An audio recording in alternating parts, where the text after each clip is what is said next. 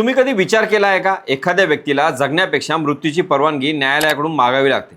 पण देशात असं एक प्रकरण घडलं आहे ज्याने संपूर्ण देशाला विचार करायला भाग पाडलाय. मंडळी, इच्छा मरण ही संकल्पना आजपर्यंत आपण पुस्तकात ऐकली आहे, मात्र ती प्रत्यक्षात घडली आहे. होय, सर्वोच्च न्यायालयाने गाझियाबादच्या 31 वर्षीय हरीश राणा यांना इच्छा मरणाची परवानगी दिली आहे. देशात अशा प्रकारचा हा पहिलाच निर्णय मानला जातो.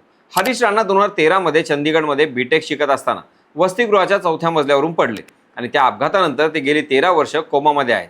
डॉक्टरांच्या मते त्यांच्या मेंदूच्या नसा पूर्णपणे निष्क्रिय झाल्या आहेत आणि हे व्हेंटिलेटरवरती, फीडिंग ट्यूबवरती अवलंबून आहेत. मुलांच्या उपचारासाठी कुटुंबाने घर विकलं, वर्षानुवर्ष लाखो रुपये खर्च झाले, पण आता परिस्थिती इतकी बिकट झाली की आई वडिलांनी न्यायालयात इच्छा मरणाची मागणी केली.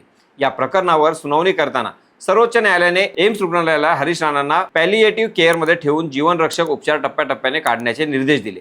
न्यायालयाने स्पष्ट केलं, ही प्रक्रिया रुग्णाच्या सन्मान आणि प्रतिष्ठेचा आदर राखून केली जावी. 2018 पासून भारतात निष्क्रिय इच्छा मरणाला काही अटींसह कायदेशीर मान्यता आहे, पण अशा प्रकारे न्यायालयाने दिलेली ही परवानगी देशातील पहिलं प्रकरण ठरत आहे.